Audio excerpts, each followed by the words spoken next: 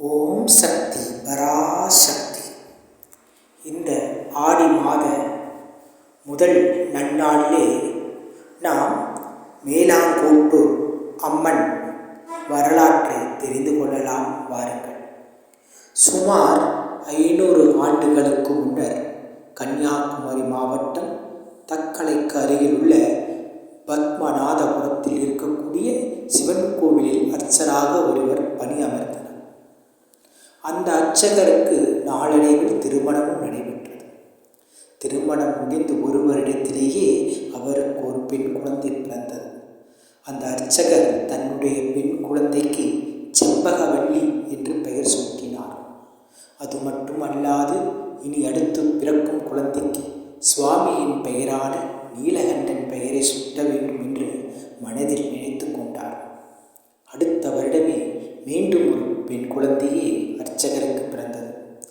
பெண் குழந்தை என்பதால் சுவாமியின் பெயரான நீலகண்டன் என்பது நீலா என்றும் மகள் சக்தியின் ரூபமாக திகழ வேண்டும் என்றுணர்ந்த அந்த அர்ச்சகர் தன்னுடைய மகளுக்கு நீலாதேவி என்று பெயரிட்டு வளர்த்து வந்தார். செம்பகவல்லியும் நீலாதேவியும் நல்ல அறிவுடனும் அழகுடனும் வளர்ந்து வந்தனர். மகள்கள் இருவரும் பருவம் அடைந்தனர். அவர்கள் விரும்பும் நகைகள், ஆடைகள் போன்றவற்றை வாங்கி கொடுத்து மகிழ்ச்சியுடன் வளர்த்து வந்தார் அர்ச்சகர். மகள்களை தனியே வெளியே செல்ல அனுமதிக்காமல் தாய் அல்லது தந்தையுடன் தான் வெளியே செல்ல அனுமதிக்கப்பட்டனர். அந்த அளவுக்கு கட்டுக்கோப்பாக வளர்த்து வந்தார் அர்ச்சகர். இப்படி இருக்கும் காலகட்டத்தில் திருவிதாங்கூர் சமஸ்தானத்தின் தலைநகரான பத்மநாதபுரம் இருந்தது. பத்மநாதபுரம் கோட்டைக்கு அருகில் மகாராஜா மார்த்தாண்டவர்மாவிற்கு தனித்தளபதியாக திகழ்ந்தவர்தான் பத்மநாபன். இவர் சுருள் வாழ் வீசுவதில் வல்லவராகவும் சிறந்த வீரராகவும் திகழ்ந்து வந்தார். பத்மநாபனின் பணி என்னவென்றால் படை வீரர்களுக்கு பயிற்சி அளிப்பது. அந்த பணியை தான் பத்மநாபன் கவனித்து வந்தார். ஒரு நாள் காலையில் புலியூர் குறிச்சியிலிருந்து பத்மநாதபுரம் அரண்மனையை நோக்கி குதிரையில் புறப்பட்டு சென்று கொண்டிருந்தார் பத்மநாபன். அப்போது கோவிலுக்கு சென்றுவிட்டு அக்காவும் தங்கையுமான செண்பகவல்லியும் நீலாதேவியும் வீட்டுக்கு திரும்பிக் கொண்டிருந்தனர். குதிரையில் வந்த பத்மநாபன் அக்கா தங்கையான செண்பகவல்லியையும் நீலாதேவியையும் பார்த்தார். ஆஹா, என்ன அழகு என்று வியந்து பார்த்துவிட்டு சென்றார். சிறிது தூரம் சென்ற பத்மநாபன் மறுபடியும் அந்த இரு பெண்களின் மீது ஆசை கொண்டு கோட்டைக்கு செல்லாமல் பெண்களை பின்தொடர்ந்து சென்றார். குதிரை அருகில் வர வர அக்காவும் தங்கையும் வேகமாக நடந்து சென்றனர். தங்களுடைய வீட்டிற்கு போய் பயத்தில் திரும்பி பார்த்தனர். அப்போது பத்மநாபன் தெருவின் முனையில் நின்று கையசைத்து விட்டு சென்று விட்டார். கோட்டைக்கு சென்றதும் பத்மநாபன் நடந்த அனைத்தையும் தன்னுடைய ஆலோசகரிடம் விளக்கி கூறினார். ஆலோசகரிடம் பத்மநாபன் அந்த பெண்கள் இருவரும் யார், அவர்களது தந்தை யார் என்பதை அறிய வேண்டும் என்று கூறினார். உடனே அந்த ஆலோசகரும் அந்த தெருவில் வசித்து வந்த இளைஞர் ஒருவரை அழைத்து கொண்டு வந்தார். அந்த இளைஞர் அந்த பெண்கள் இருவரும் அர்ச்சகரின் மகள்கள் என்றும், பெரியவள் பெயர் செண்பகவல்லி என்றும், இளையவள் நீலாதேவி என்றும் கூறினார். உடனே பத்மநாபன் மறுநாள் காலை சிவன் கோவில் அர்ச்சகரிடம் மகள்கள் பற்றி பேசலாம் என்று ஆலோசகரிடம் கூறினார். அதை கேட்டதும் பத்மநாபனின் ஆலோசகர், இன்றைக்கு வேண்டாம், அடுத்த வாரம் சிவன் கோவில் கொடியேறுகிறது, எனவே அப்போது அங்கு செல்லலாம் என்று கூறினார். இப்படி சில நாட்கள் நகர்ந்தது. பங்குனி தேரோட்டத்துக்கு கொடியேறியதும் கோவில் அர்ச்சகரை பத்மநாபன் தன்னுடைய கோட்டைக்கு அழைத்துள்ளார். கோட்டைக்கு வந்த அர்ச்சகரை அந்த ஆலோசகர் வழிமறைத்து தன்னுடைய பெண்களை பத்மநாபன் பார்த்துள்ளார். உன்னுடைய இரு மகள்களையும் அவருக்கு பிடித்துள்ளது, திருமணம் செய்து கொள்ள ஆசைப்படுகிறார் என்று ஆலோசகர் கூறினார். அதனால் நீங்களே ஒரு நல்ல நாளாக பார்த்து சீக்கிரம் சொல்லுங்கள் என்று ஆலோசகர். அதற்கு அர்ச்சகர் பதில் சொல்லாமல் துக்கம் தொண்டையை அடைக்க கை கால்கள் நடுநடுக்க வீட்டுக்கு வேகமாக நடந்து வந்தார். நடந்ததை பற்றி தன்னுடைய மனைவியிடம் கூறி வருத்தப்பட்டார் அர்ச்சகர். படை வீரர்களுக்கு பயிற்சி அளிக்கக்கூடிய பத்மநாபன் நம்முடைய குழந்தைகளை பெண் கேட்கிறான். அவன் குலத்தால் வேறுபட்டவன். திருமணம் செய்து கொடுப்பதற்கு மறுத்தால் கொலை செய்வதற்கும் அஞ்ச மாட்டான். பத்மநாபன் மன்னருக்கு பக்கபலமாக இருப்பவன். என்ன செய்வது என்று தன் மனைவியிடம் ஆர்த்தகத்துடன் கூறினார் அர்ச்சகர். உடனே அர்ச்சகரின் மனைவி, எல்லாவற்றையும் அம்மையப்பன் பார்த்து கொள்வான், இப்போது நீங்கள் உறங்குங்கள் என்று ஆறுதல் கூறினார். வாரம் சென்ற பிறகு ஆவணி தேரோட்டம் 10ஆம் நாள் திருவிழாவிற்கு வந்த சிறப்பு அர்ச்சகர்கள் எல்லோரும் கோவிலில் இருந்து திரும்பிக் கொண்டிருந்தனர். அர்ச்சகர் தனது வீட்டிற்கு வருகிறார். அப்போது அவருடைய மனைவியும் மகள்களும் தேரோட்டத்தை காண கிளம்பிக் கொண்டிருந்தனர். அவர்களை பார்த்ததும் அர்ச்சகர், இப்போது கோவிலுக்கு செல்ல வேண்டாம், மகளிர் இருவருக்கும் தோசங்களுக்கு ஏற்பாடு செய்ய வேண்டும். எனவே இன்றைக்கு 6 வகை கூட்டு வச்சு பாயாசம் தயார் செய்து அப்பளத்துடன் சாப்பாட்டை தயார் செய்து வைக்குமாறு கூறினார். இந்த பிள்ளைகள் கையினால் 7 பேருக்கு தானம் செய்த பிறகு நாம் சாப்பிட வேண்டும் என்றார் அர்ச்சகர். பின்னர் தன்னுடைய 2 மகள்களையும் கோட்டைக்கு அருகில் பாலடைந்த கிணறு ஒன்று உள்ளது, அந்த பாலடைந்த கிணற்றுக்கு 2 பெண்களையும் அழைத்து கொண்டு சென்றார் அர்ச்சகர். செண்பகவல்லியும் நீலாதேவியும் ஒரே நேரத்தில் கிணற்றில் உள்ள 21 படிகளை தாண்டி இறங்கி காலை கழுவுங்கள் என்று சொன்னார் அர்ச்சகர். உடனே செண்பகவல்லி, அப்பா, இந்த பாலடைந்த கிணற்றை காண்பதற்கு பயமாக உள்ளது என்றார்.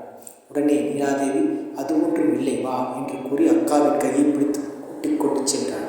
முதலில் அவர்கள் இருவரும் நடந்து செல்ல அவர்களது பின்னால் நடந்து சென்றார் அர்ச்சகர். கடைசி படி இறங்கி 2 பெண்களும் கால்களை கழுவிக் கொண்டிருக்கும் போது அர்ச்சகர் அவர்கள் இருவரையும் கிணற்றுக்குள் தள்ளிவிடுகிறார். என்ன செய்வதென்று அறியாத 2 பெண்களும் கிணற்றுக்குள் தத்தளித்தனர். உடனே செண்பகவல்லி மூச்சு திணறி இறந்து விடுகிறார். உடனே நீலாதேவி மட்டும் கிணற்றில் தத்தளித்தபடி, ஏன் அப்பா எங்களை இப்படி தள்ளிவிட்டீங்க? பத்மநாபனுக்கு பயந்து எங்களை இப்படி கொல்ல துணிந்து விட்டீர்களே என்று சொல்லிக்கொண்டே நீலாதேவியும் உயிர்விட்டார். 2 மகள்களை பறிகொடுத்த அர்ச்சகர் வீட்டுக்கு திரும்பினார். அவரும் தன் உயிரை மாய்த்து கொண்டார். அர்ச்சகரின் மனைவியும் கணவனின் மார்பில் சாய்ந்து உயிரை விட்டார். இப்படி தன்னுடைய அப்பாவால் உயிரிழந்த அக்காள் செண்பகவல்லியும் தங்கை நீலாதேவியும் ஆவியாகி கோட்டையை சுற்றி ஆதாளி போட்டு வருவோரையும் போவோரையும் அடித்து துன்புறுத்தி வந்தனர். அது மட்டுமில்லாமல் நீலாதேவி பத்மநாபனை கொன்று அவனது குடலை உருவி மாலையாக போட்டு சந்தோஷமாக ஆரவாரம் செய்து வந்தார். அது மட்டுமல்லாமல் பத்மநாபனை சார்ந்தவர்களும் கோட்டை சுற்றியிருந்த ஊர் மக்களும் நோய்வாய்ப்பட்டு இறந்து வந்தனர். சிலர் அகால மரணம் அடைந்தனர். இதையெல்லாம் அறிந்த மகாராஜா மலையாள நம்பூதிரிகளை வரவழைத்து சோடி போட்டு பார்த்தார். இதற்கெல்லாம் காரணம் அக்காள் செண்பகவல்லியும் தங்கை நீலாதேவியும் தான் என்பது தெரிய வந்தது. உடனே இதற்கு என்ன பரிகாரம் என்று கேட்டார் மகாராஜா. நல்ல மந்திரவாதியை வைத்து பலி கொடுத்து படைகள் பூஜை செய்து அவர்களை சாந்தப்படுத்துங்கள் என்று கூறினார்கள் நம்பூதிரிகள். நம்பூதிரிகள் சொன்னபடியே செவ்வாய்க்கிழமை இரவில் பூஜை செய்யலாம் என்று முடிவு செய்தனர். உடனே மகாராஜா மலையாள மந்திரிகள் 3 பேரை வரவழைத்தார். கோட்டைக்கு கிழக்கு பக்கத்தில் மண்ணாலான 2 பெண் உருவத்தை பிடித்து வைத்தனர். அதன் பிறகு அங்கு ஆடு கோழி பலியிடப்பட்டு ஒரு கோட்டை அரிசி பொங்கி ஒரு படையலாக படைத்தனர். இந்த படையல்களை படைத்த பிறகுதான் செண்பகவல்லியும் தங்கை நீலாதேவியும் சாந்தமடைந்தனர். காலப்போக்கில் பூஜை நடைபெற்ற இடத்தில் ஒரு கோவிலை கட்டினர். அதுதான் மேலாங்கோட்டில் உள்ள அக்கால் தங்கை கோவில். கோவில் விற்றிருக்கக்கூடிய அக்கால் தங்கை தனித்தனி சன்னதிகளில் உள்ளனர். அக்கா செண்பகாதேவி கோவிலில் பலிகள் கிடையாது, சைவப்படைகள் மட்டும்தான் படைக்கப்படுகின்றது. தங்கை நீலாதேவி கோவிலில் தான் பலிகள் உண்டு. முதல் பூஜை அக்கா செண்பகாதேவிக்கு தான், பிறகு தங்கை நீலாதேவிக்கு பூஜை செய்யப்படுகிறது. ஆண்டுதோறும் ஆடி மாதம் முதல் செவ்வாய்க்கிழமை கோடை விழா ஒவ்வொரு ஆண்டும் சிறப்பாக நடைபெறும். அதன் பிறகு தங்கை கோவிலான நீலாதேவி என்ற இசக்கியம்மன் கோவிலில் ஆடி மாதம் கடைசி செவ்வாய்க்கிழமை கோடை விழா சிறப்பாக நடைபெறும். ஒரு தடவை இந்த திருவிழாவிற்கான திருவிதாங்கூர் மகாராணி வந்தார். இவ்விழாவில் நடைபெறக்கூடிய உயிர் பலியை பார்த்துவிட்டு, இதற்கு இப்படி உயிர் பலி கொடுக்கிறது, அடுத்த திருவிழாவிற்கு பலி கொடுக்கக்கூடாது என்று கட்டளையிட்டு விட்டு சென்றார் மகாராணி. அன்றைய இரவு மகாராணிக்கு கடுமையான உதிரப்போக்கு ஏற்பட்டது. நிற்கவே இல்லை. உடனே மகாராஜா நீலாதேவி கோவிலுக்கு சென்று மன்னிப்பு கேட்டார். மன்னிப்பு கேட்ட மறு நிமிடமே உறுதிப்போக்கு நின்று உதிரப்போக்கு நின்றது. அன்று இரவு நீலாதேவி அம்மன் மகாராணியின் கனவில் விரிசடை முடிவோடும் வீரப்பல்லோடும் அம்மன் காட்சி கொடுத்தார். இதை பார்த்ததும் 2 கரம் குவித்து வணங்கினார். மறுநாள் காலையில் மகாராஜாவிடம் மகாராணி கனவில் விரிசடை முடிவோடும் வீரப்பல்லோடும் நீலாதேவி அம்மன் வந்ததை கூறினார். இவ்வாறு காட்சி கொடுத்தது இசக்கியம்மன் தான், எனவே அவரை இசக்கியம்மன் என்று அழையுங்கள் என்று கூறினார். அன்று முதல் நீலாதேவி அம்மனை இசக்கியம்மன் என்றும் அழைக்கப்பட்டார். ஒரு தடவை தனது குலதெய்வமான பத்மநாபரையும் குருவாயூரப்பனையும் வணங்கிவிட்டு வந்தார் மன்னர். தனது மனைவிக்கு கடுமையான உதிரப்போக்கு நின்றதால் தனது காவல் தெய்வமான அக்கா தங்கை கோவிலுக்கு காணிக்கை செலுத்துவதற்கு வந்தனர். மகாராஜா அக்கா தங்கை கோவிலில் இருவருக்கும் கையில் காப்பும் காலில் தண்டிகம் அடைந்துவிட்டு தன்னுடைய அரண்மனைக்கு புறப்பட்டார். அரண்மனைக்கு வந்த பிறகு அன்றிரவு மன்னனுடைய கனவில் தோன்றிய செண்பகவல்லி அம்மன் தனக்கு மோதிரம் வேண்டும் என்று கேட்டார். உடனே மகாராஜா மறுநாள் மாலை மோதிரத்தை செய்து கொண்டு வந்து அம்மனுக்கு அணிவித்தார். அன்று இரவு அம்மன் கோவிலில் இசைக்கச்சேரி நடந்தது. இசைக்கச்சேரியை முடித்துக்கொண்டு மகாராஜாவிடம் பரிசு தொகையை வாங்கி கொண்ட பாடகர் வண்டியில் தனது ஊரான குமரி மாவட்டத்தில் கொட்டாரத்திற்கு புறப்பட்டு சென்று கொண்டிருந்தார். அந்த வில்லு வண்டி பத்மநாபபுரம் கிழக்கு பகுதியில் வரும்போது அங்குள்ள சுமைதாங்கி கல்லில் கேரள பெண்கள் போல இருவர் உடையணிந்து தலையில் அழகிய கொண்டையுடன் வந்தனர். அந்த இரு பெண்களும் வில்லு வண்டியை நிறுத்தினார்கள். பாடகரை பார்த்து அரண்மனையில் தான் பாடுவீங்களா, இங்கேயும் பாடுங்க என்று கேட்டாங்க. இதை சற்றும் எதிர்பாராத பாடகர் அப்படியே மௌனமாக நின்றார். பாடுகள் என்று சத்தமாக கத்தினார். பாடகர் பயந்து நடுங்கி போனார். இதை பார்த்த செண்பகவல்லி, நீலா இங்கே வா என்று கூறிவிட்டு பாடகர் அருகில் சென்றார். நீலாவை நான் பார்த்து கொள்கிறேன், நீங்கள் பாடுங்க அப்படின்னு சொல்ல அந்த பாடகர் இருவரையும் போற்றி பாடினார்.